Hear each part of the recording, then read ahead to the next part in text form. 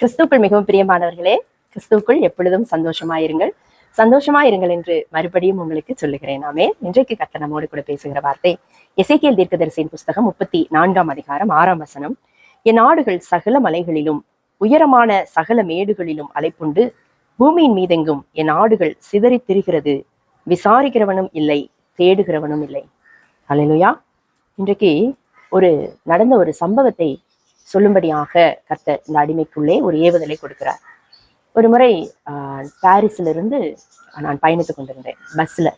அப்போ என் அருகிலே ஒரு அம்மா பூ தொடுத்து கொண்டே வந்தாங்க. பாரிஸ்ல இருந்து பூ வாங்கிட்டு வந்து அவங்க இருக்கிற பகுதியில போய் அவங்க கட்டி அதை விற்கிற அந்த காரியத்தை அவங்க ஒரு தொழிலாக அவங்க செய்து கொண்டிருக்கிறாங்க. பிரியமானவர்களே, என்ன நடந்தது என்றால், அவங்கள்ட்ட நான் பக்கத்துல யார் இருந்தாலும் அவங்கள்ட்ட ஆண்டவரை பற்றி சொல்லி டிராக்ஸ் கொடுக்கறது வழக்கம். அந்த பஸ்ல இருக்கிற எல்லாருக்குமே மேக்சிமம் கொடுப்பேன். அப்படியே அவங்கள்ட்ட ட்ராக்ஸ் கொடுத்துட்டு ஆண்டவரை பத்தி பேசும்போது அவங்களுக்கு அவ்வளோ சந்தோஷம். அவங்க பல காலங்களாக சர்ச்சுக்கெல்லாம் போயிருக்கிறாங்க. அப்போ அவங்க பல தரிசனங்கள் எல்லாம் சொன்னாங்க. அதாவது ஒரு முறை அவங்க பீச்சுக்கு போயிருந்த போது கடலுக்குள்ள இருந்து சிலுவை எழும்பி வர்றதை பார்த்தேன்னு சொன்னாங்க. ஹல்லேலூயா. அப்படி அவங்க ஆண்டவர் மீது மிகுந்த அன்போடு கூட இருந்தாங்க. நான் அவங்க பக்கத்துல உட்கார்ந்து இருக்கிறத ஒரு பெரிய ஒரு கிரீடம் மாதிரி நினைச்சாங்க. ஆமென். அவ்வளோ சந்தோஷப்பட்டாங்க. அப்போ அந்த அம்மாட்ட, சரி நீங்க இப்போ எந்த சர்ச்சுக்கு போறீங்க, சர்ச்சுக்கெல்லாம் ரெகுலரா போறீங்களான்னு கேட்டா, சர்ச்சுக்கு போறது இல்லைன்னு சொன்னாங்க.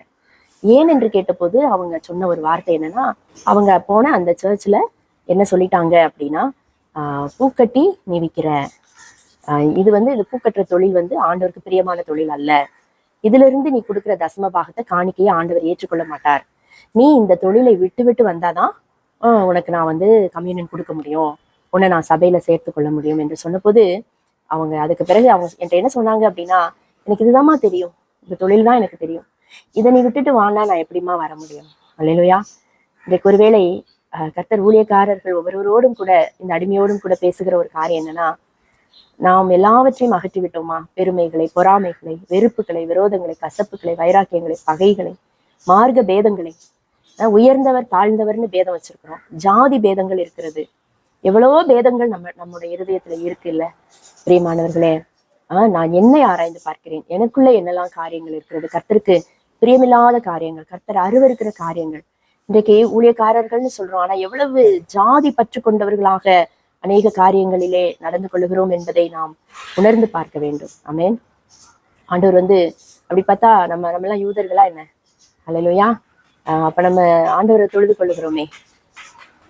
பிரியமானவர்களே, நாம் பல காரியங்களையும் நாம் ஆராய்ந்து பார்க்கணும். நாமே இன்னும் பல காரியங்களை அகற்ற வேண்டியவைகளை அகற்றாமல் இருக்கிற போது, அந்த ஆடுகள்கிட்ட போய் நீ இதை எடு, அதை எடு, பொட்டு வைக்காத, பூ வைக்காத, பூ தொடுத்து விற்காத என்று எப்படி நாம சொல்ல முடியும்? கர்த்தர் அவர்களை ஏற்றுக்கொள்ளுகிற போது நீங்களும் நானும் எப்படி அவங்களை தள்ள முடியும்?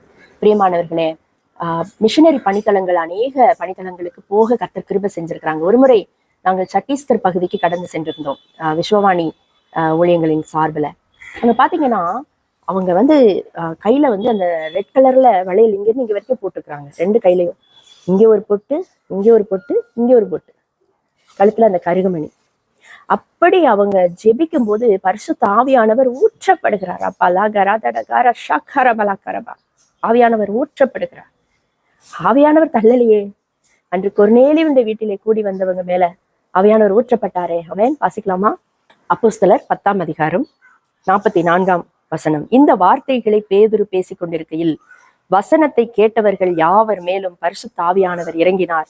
அவர்கள் பல பாஷைகளை பேசுகிறதையும் தேவனை புகழுகிறதையும் பேதுருவோட கூட வந்திருந்த விருத்த சேதனமுள்ள விசுவாசிகள் கேட்கும்போது பரிசுத்த ஆவியின் வரம் புறஜாதிகள் மேலும் பொழிந்தருளப்பட்டதை குறித்து பிரமித்தார்கள். அல்லேலூயா. உடனே அங்க அவர் ஞானஸ்நானம் கொடுக்கிறாரு. உடனே ஞானஸ்நானம் கொடுக்கும்படி கட்டளையிடுறார். அல்லேலூயா. இன்னைக்கு நம்ம ஞானஸ்நானத்துக்கு நிறைய காரியங்களை நம்ம சொல்றோம், சொல்லிக் கொடுக்கணும், உண்மைதான். ஆனால் அன்றைக்கு உடனே அவர்களுக்கு ஞானஸ்நானம் கொடுக்கும்படி கட்டளையிட்டான்.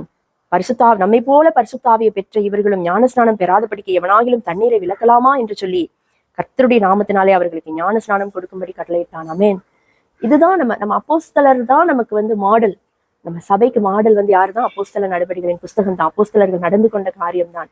ஆமென். அன்று அந்த கந்தாகேனுடைய மந்திரிக்கு பிலிப்பு உடனடியாக ஞானஸ்நானம் கொடுத்ததை நம்ம பார்க்கிறோம். ஆமென். பிரியமானவர்களே, புறஜாதியார் மீது பரிசுத்தாவியானவர் ஊற்றப்படுகிற காலம் கொஞ்சம் சில ஆண்டுகளுக்கு முன்பதாக சபையோடு கூட சேர்ந்து நாங்க இருந்த பகுதியில துறைப்பாக்கம்ல கண்ணகி நகர், எழில் நகர் என்கின்ற பகுதியில ஊழியம் செய்தோம் பிரியமானவர்களே. அங்க அந்த சின்ன பிள்ளைங்களுக்கு சாயந்தரத்துல டியூஷன் எடுப்போம். மற்ற நேரங்கள்ல பகல் நேரங்கள்ல போய் அந்த பிள்ளைகளுடைய அப்பா அம்மாக்களை சந்திப்போம். மிக பயங்கரமான பாவம் நிறைந்த ஒரு இடம் பார்த்துக்கோங்க. அது புறஜாதிகளுடைய கலிலேயா என்று சொல்லலாம். அவ்வளவு பயங்கரமான ஒரு பாவம் நிறைந்த இடம். அந்த இடத்துல அந்த ஜனங்கள் அப்படியே வந்து சந்தோஷமா கையை தட்டி அவங்க பாடின போது அன்று பரிசுத்தாவியானவர் ஊற்றப்பட்டார். அவங்க எல்லாரும் அந்நிய பாஷையில பேசினாங்க. அவங்க எல்லாரும் அப்படியே பரிசுத்தாவியானவரால நிரப்பப்பட்டார்கள். அப்பதான் அவங்க சத்தியத்தையும் முதலாக கேட்கிறாங்க. அல்லேலூயா. அப்ப ஆவியானவர் வசனம் என்ன சொல்லுது? மாம்சமான யாவர் மேலும் என் ஆவியை ஊற்றுவேன். அல்லேலூயா. நான் சிறிது காலங்கள் இயேசு அழைக்கிறார் பிரேயர் டவரிலே மேனேஜராக இருந்த போது அங்க எல்லாம் பொட்டு வைத்துக்கொண்டு அல்லது இஸ்லாமிய சகோதரிகள் கூட வருவாங்க. அவர்கள் மீது பரிசுத்தாவியானவர் ஊற்றப்படுகிறதை, அவங்க அந்நிய பாஷையில துதிக்கிறதை, கரங்களை தட்டி கர்த்தரை மகிமைப்படுத்துகிறதை எத்தனையோ முறை பார்த்திருக்கிறேன். ஆமென். அல்லேலூயா. அவங்கள நம்ம சொல்றதுக்கு ஒண்ணும் இல்ல. இந்த வசனம் சொல்லுது. மீண்டும் அந்த எசேக்கியேல் தீர்க்கதரிசியின் புஸ்தகத்துக்கு நாம் போகலாம். வாசிக்கிறேன். கர்த்தர் நம்மோடு கூட பேசுவாராக. எசேக்கியேல் 34:5 வாசிக்கிறேன். மேய்ப்பன் இல்லாததினால் அவைகள் ஆடுகள் சிதறுண்டு போனவைகள் காட்டு மிருகங்களுக்கு எல்லாம் இரையாயின. அப்ப நீ சர்ச்சுக்கு வராதன்னு சொல்லிட்டா அந்த ஆடு எங்க போகும்? அந்த ஆட்டை ஓனாயும் சிங்கமும் பீறி போட்டுறாதா? வரது இங்க வந்தாதானே வசனம் அந்த ஆட்டுக்குள்ள போகும். பல்வேறு காரியங்களை சொல்லி அவர்களை துரத்துகிறவர்களாக அல்ல. அல்லேலூயா. ஆண்டவர் எனக்கு என்ன சொன்னாங்க? ஒரு பாவியான ஸ்திரீ, அவள் தன்னுடைய தலைமயிரினால, தன்னுடைய கண்ணீரினாலே அவருடைய கால்களை நனைத்தாள். தன்னுடைய தலைமயிரினாலே அதை துடைத்த போது அவரை அழைத்திருந்த அந்த பரிசேயன் ஜட்மெண்ட்லா இருந்தான். அவன் நினைச்சான் மனசுக்குள்ள, இவர் உண்மையிலே தீர்க்கதரிசியா இருந்தா தன்னை தொடுகிறவள் இன்னார் என்று அவர் அறிந்திருக்கணுமேன்னு சொல்லி அவன் உள்ளுக்குள்ள ஆண்டவருக்கே அவன் நியாய தீர்ப்பு செஞ்சான். பிரியமானவர்களை, நாம் அப்படி இராதபடிக்கு கர்த்தரோ அவள் மீது மிகவும் அன்பு கூர்ந்து அவனை பார்த்து கேட்கிறாரு. ஒரு மனுஷன் கிட்ட 2 பேர் கடன் வாங்கியிருந்தாங்க. ஒருத்தர் 50 கூட என்ன வாங்கியிருந்தான், இன்னொருத்தன் 100 கூட என்ன வாங்கியிருந்தான். 2 பேருக்கும் மன்னிச்சுட்டான். யார் அவன் மீது மிகவும் பிரியமாயிருப்பான்னா, அதிகமாய் மன்னிக்கப்பட்டவனே அதிகமாய் பிரியமாயிருப்பான்னு சொல்லிட்டு ஆண்டு சொல்றாங்க. அது அவனை சொல்ல வைக்கிறாங்க. அந்த பரிசேயனே சொல்ல வைக்கிறாங்க. சீமோன் என்கிற அந்த பரிசேயனே சொல்ல வச்சுட்டு ஆண்டு சொல்றாங்க, நான் உன் வீட்டுக்கு வந்தேன், நீ எனக்கு என்ன தரல, எனக்கு நீ தண்ணி கொடுக்கல. இவள் தன் கண்ணீரினாலே என் கால்களை கழுவினாள். நீ என்னை முத்தம் செய்யல, இவள் என் பாதங்களை ஓயாமல் முத்தம் செய்கிறாள். அல்லேலூயா. இவள் செய்த அநேக பாவங்கள் இவளுக்கு மன்னிக்கப்பட்டது. நம்ம ரொம்ப எச்சரிக்கையா இருக்கணும். முந்தினோர் முந்தினோராயும் ஆகிற காலம் இது. ஒருவேளை நம்ம பஸ்ல போகும்போது, ஷேர் ஆட்டோக்கள்ல பயணிக்கும் போது, அருகில இருக்கிறவங்க கிட்ட பேசும்போதுதான் தெரிகிறது அவங்களுக்கு எந்த அடையாளங்களும் இல்லை. அவங்க வெள்ளை புடவை கட்டல, அவங்க நெற்றி நிரப்பப்பட்டுதான் இருக்கிறது. ஆனால் அவங்க இருதயத்துல ஆண்டவர் நிரம்பி இருக்கிறார்.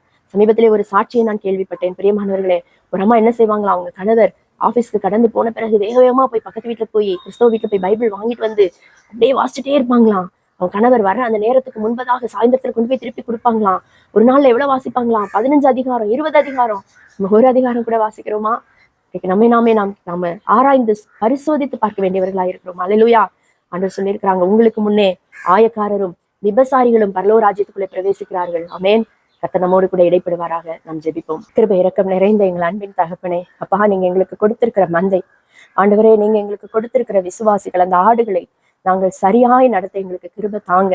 நாங்கள் ஒருவரை நியாயம் தீர்க்காதபடிக்கு ஆண்டவரே, பாவிகளை நேசிக்கத்தான் இந்த உலகத்துல வந்தீங்க ஆண்டவரே. உண்மை சுற்றிலும் எப்போதும் ஆயக்காரரும் பாவிகளும் தான் நிரம்பி இருந்தாங்க ஆண்டவரே. நீங்க யாரையும் ஜட்ஜ்மெண்ட் பண்ணல ஆண்டவரே.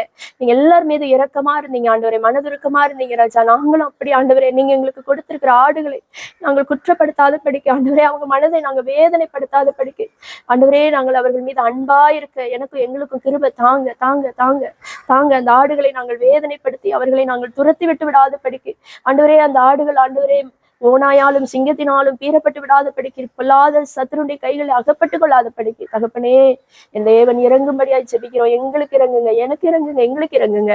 நீங்க அப்படியே எங்களுடைய இருதயங்களை நீர் மாற்றுகிறபடினாலே உமக்கு ஸ்தோத்திரம் ஸ்தோத்திரம் ஸ்தோத்திரம் ஸ்தோத்திரம் ஸ்தோத்திரம் அப்பா. துதியும் கனமும் மகிமை உமக்கே செலுத்துகிறோம் ஐயா. மீட்பெரும் இரட்சகருமாய் இருக்கிற எங்கள் ஆண்டவர் இயேசு கிறிஸ்துவின் மூலமாய் ஜெபித்திருக்கிறோம். ஜெபம் கேளும், பதில் தாரும் எங்கள் நல்ல பரிசுத்த ஜீவன் தந்த பிதாவே. ஆமேன், ஆமேன். God bless you. Have a nice day.